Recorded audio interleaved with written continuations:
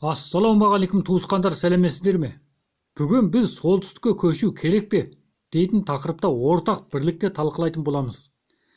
Енді осы солтүстікке көшу керек пе дейтін тақырыпты қозғаудағы басты себеп не десеңіз, төмендегідей бірқанша түрлі мәселелердің жарыққа шығу салдарынан болып отыр.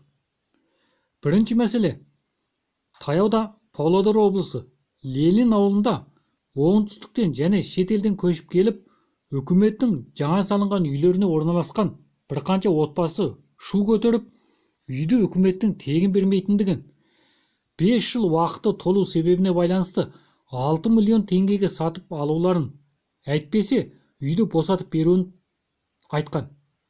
Осыған байланысты үйде 5 жыл бойы отырып келген отбасылар үкіметтің өздерін алдап кеткендігін, үйдің сапасының нашар екендігін айтып шағымданған. Екінші мәселе, солтүстік Қазақстан облысына Иран мемлекетінен қоныс аударып келген қандастар үйдің сапасы нашар болу себебінен қыс күндері көрген қиыншылықтарын айтып үкіметке шағымданған. Ал кейбір отбасылары Иран мемлекетіне қайта көшіп кеткен. Үшінші мәселе, солтүстікке қоныс аударған кейбір отбасылары келіп орналасқан өңірдің өзінің шұғылданып отырған мал шаруаға, яғни егіншілікке қолайсыз болу себебінен қиыншылыққа төзе алмай қайтадан көшіп кеткен. Мәселені алып айтатын болсақ, осыдан 1 жыл бұрын Павлодар облысының Ертіс өзені бойындағы мәлім бір ауылға көшіп келген отбасының айтуынша, ол қоныстанып отырған жердің айналасы егіндік жерлер болғандықтан мал бағуға өте қолайсыз екендігін, тіпті мал бағатын алақандай жер болмағандықтан аралығы 100 километр келетін ауылға барып, мал бағып, семьясының 2-ге бөлініп кеткендігін, ал сатып алған үйін қайтадан сата алмай, қиыншылық жағдайда қалғанын айтып шағымданған. Ондай болса, жоғарыда көріліп отырған мәселелердің келіп шығу себебіне талдау жасайтын болсақ, біріншіден, солтүстікке көшіп келушілерге үкіметтің қаржылай көмек көрсететіндігі, жұмыссыздарға жұмыс тауып беріп, жұмысқа орналастыратындығы бұл әрине шындық. Алайда тегін үй берілмейтіндігін ескеруіміз керек. Жаңадан салынған үйлерге 5 жылға дейін айына 7.000 теңге мөлшерінде жалдап тұру ақысын төлейсіз. Ал енді осы 5 жыл өткен соң, үкімет осы үйлерді сізге қайтадан бағасын шығарып сатып береді. Сондықтан солтүстікке қоныс аударып келуден бұрын мән жайды толық түсініп алуымыз, үкіметпен келісім шарт жасасқан кезде барлық шарттарды дерліктей түсініп жеткен соң барып қол қоюымыз керек. Өзгелердің ауыз жүзінде айтылып жүрген дақпырт сөздеріне әсте сеніп кетпеуіміз керек. Егер олай болмағанда, жоғарыда айтып өткендей, үкімет бізді алдап кетті деп орынсыз шағымданатын түсінбеушілік жағдай келіп шығады.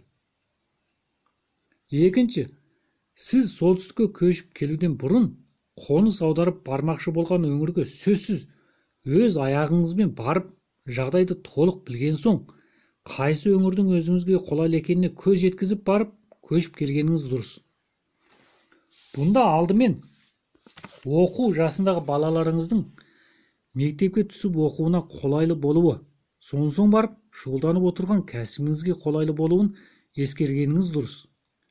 Егер олай болмағанда, жоғарыда айтқандай, егіншілік районға барып алып, үй сатып алып, қоныстанып болған соң, мал бағамын дейтін болсаңыз, ары тартсаң өгіз өледі, бері тартсаң арба сынады дегендей, үлкен қиыншылық жағдайда қаласыз.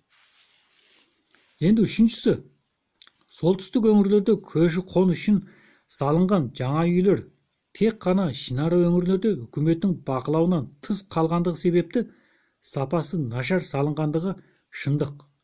Сондықтан көшіп кіруден бұрын жан-жақтылы тексеріп, бұрын көшіп кіргендерден сұрастыру арқылы оның сапалы яки сапасыз екендігіне көз жеткізіп алған дұрыс.